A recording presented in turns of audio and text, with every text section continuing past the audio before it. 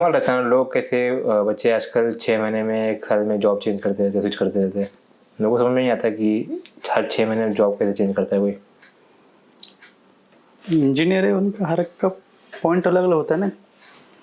उसका होगा कि मुझे पैसा चाहिए, मे बी अच्छी कंपनी नहीं, कल्चर अच्छा नहीं है, सिस्टम अच्छा नहीं है, या फिर फैसिलिटी नहीं होगा। तो हर एक का रीज़न अलग अलग हो सकता है। बट अभी वो समझता नहीं कि अभी वो जैसे बता रहा था कि मैंने एक कंपनी ज्वाइन की पहले। मैंने वहाँ पे 6 महीने काम किया, मैं बोर हो गया। फिर मैं नया कंपनी ज्वाइन किया, सेम लेवल की कंपनी। फिर वहाँ पे मैंने 8 महीने जॉब की, फिर मैंने छोड़ दिया, फिर नई कंपनी ज्वाइन की। ऐसे करते करते उसने 3 साल में 6 कंपनी चेंज कर लिया। वो भी थोड़ा मतलब मेरे लिए भी शॉकिंग था। 3 महीने उसने 6 कंपनी कैसे चेंज की, मतलब सामने वाले कंपनी सिलेक्ट किस बेस पर किया होगा वो भी थोड़ा सोच रहा था मैं भी। बट मतलब कोई क्वेश्चन था, ये बोर कैसे होते 6 महीने में? बोर होना ठीक है, 6 महीने कैसे बोर होते एक काम करके? उसने बोला कैसे?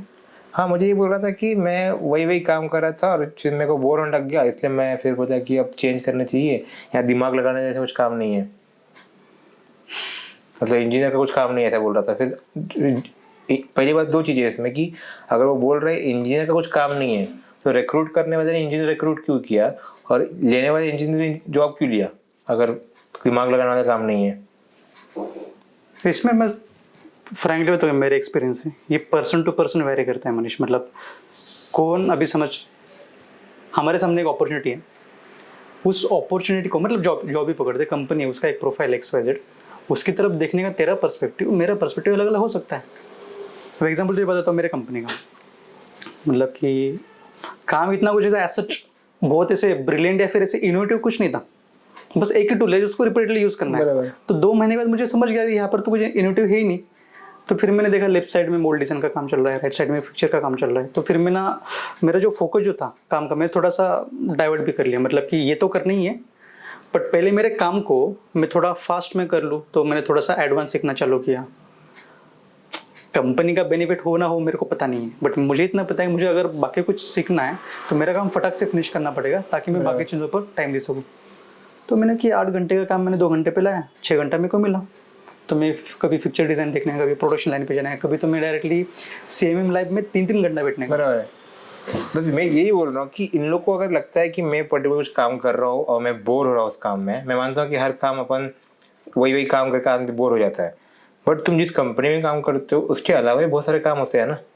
तुम अगर 8 घंटे तुम ऐसे काम में एंगेज हो जो तुमको बोर कर रहा है, तो कंपनी में ऐसे क्या फंक्शन हो रहे हैं जो तुम जाके सीख सकते हो।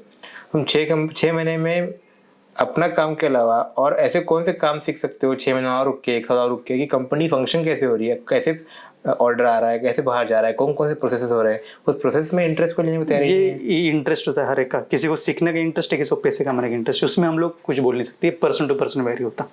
एंड आई थिंक इसी चीज़ की वजह से ना कंपनी ने वो बॉन्ड सिस्टम चालू किया।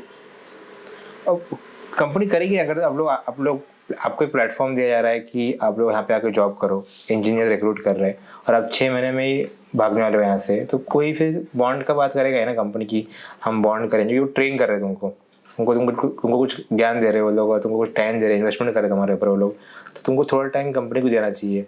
और सेकेंड मेरे को ऐसा लगता है कि ऐसे जॉब्स जहाँ पे जो रिपीटेड जॉब्स है, ये कुछ टाइम के बाद ऑटोमेट हो जाएंगे। ऐसे जॉब रहेंगे ही नहीं। इंजीनियर के लिए तो ऐसे जॉब नहीं रहेंगे। अगर ऐसा जॉब जो रिपीटेड टास्क है और कोई एक इंजीनियर के लायक का जॉब नहीं है, तो आपको वो जॉब एक तो ऑटोमेट हो जाएगा, या फिर वो ऐसे लोगों के पास जाएगा डिप्लोमा ITI लेवल के, या जो 10th-12th के लोगों को, जिनको सच में जरूरत नहीं, इंजीनियर की जरूरत नहीं। वहाँ पे इंजीनियर अननेसेसरी पालेंगे ना वहाँ पे, कि वेस्ट है मनी वहाँ पे।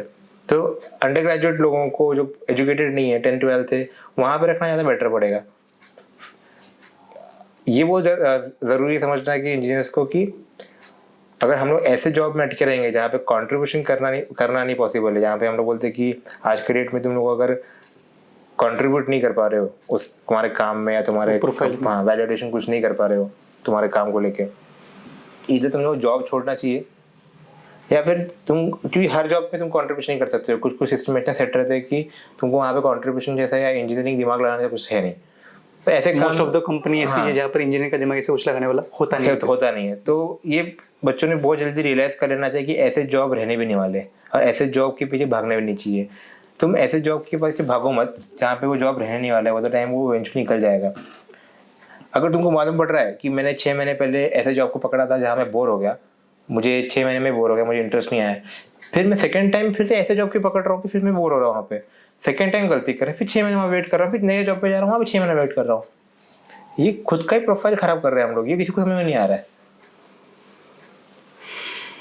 ये उनको तब समझेगा जब सामने वाले एक बड़ी कंपनी हो, उनको जब ऐसे सेंटेंस बोलेगी कि आपको हम लोग क्यों कंसिडर करें, आपके ऊपर हम लोग कैसे भरोसा रखें कि आप हमारे लिए एक ट्रस्ट वर्दी एम्प्लॉय हो गए, तो उसका आंसर ऑब्वियसली उनके पास होगा नहीं। तो जब पर्सनली ये सब चीज़ें ना, मतलब कितना भी हम लोग बोले ना, तो वो बोलने से होगा नहीं, क्योंकि money is the main driven factor है। मनी है, लेकिन वो कितना कमा रहे हैं? 6 महीने पहले जॉब में 10,000 था, दूसरे में 12,000 मिला, फिर 14,000 मिल रहा है, ये थोड़ी ग्रोथ होता है। हम लोग वो बच्चा क्या बोल रहा था कि मैं जाता हूँ ऑफिस पे, मालिक एक काम देता है, वो काम खत्म करते, फिर मालिक दूसरा काम देता है, दूसरा काम खत्म करते, फिर मालिक तीसरा काम देता है। पहली चीज़ मतलब ये, अगर जहाँ पर तुमको कोई ऑर्डर दे रहा है काम करने का, इसका मतलब है कि तुम लायक ही नहीं उस चीज़ के लिए। वही मैं भी टॉपिक पे आ रहा हूँ कि ये जमाना वैसा नहीं है, ये वो जमाने थे 100 साल पुराने जहाँ पे लोगों को टास्क दिया जाता था, तुमको उनके तरीकों से काम करना पड़ता था, तुमको उस तरह तुम्हारा ब्रेन वॉश किया था कि तुमको पर्टिकुलर काम बोला गया, तुमको वो ऑबे करना है, उस तरीके से रहना है, इसलिए लोग उस तरीके से रहते थे। आज का जमाना वो नहीं है, वो लोग ये एक्सपेक्ट कर रहे हैं कि तुम सामने से आना चाहिए, तुमने ये इनपुट लेके आए, तुम्हारा क्या कॉन्ट्रीब्यूशन है इसके अंदर, वो एक्सपेक्ट कर रहे हैं। आगे कैसे लेके जा सकते हो तुम लोग। ये लोग आज भी बोल रहे हैं कि मेरे मालिक ने मेरे को आज 3 काम दिया है, मेरे को खत्म करना है, मेरे मैनेजर ने मेरे को 4 काम दिया है, मुझे खत्म करना है। अरे काम दिया, पर तुम काम में क्या इनोवेटिव दे के आ रहे हो? उसको भी लगना चाहिए कि काम जो कल 8 घंटे में होता था, आज वो 2 घंटे में काम हो रहा है, तुमने कुछ तो ऑप्टिमाइजेशन किया, तुम्हारा दिमाग लगाया है, कुछ तो भी इसमें कुछ तो तुम्हारा कॉन्ट्रीब्यूशन है। ऐसा कुछ नहीं है, बस वो बोलता है कि ये वही था, आज सुबह आया 4 टास्क दिया, खत्म किया, घर पे गया, सुबह दिया 4 टास्क, घर पे गया। ये क्या ऐसे थोड़ी चलने वाला है।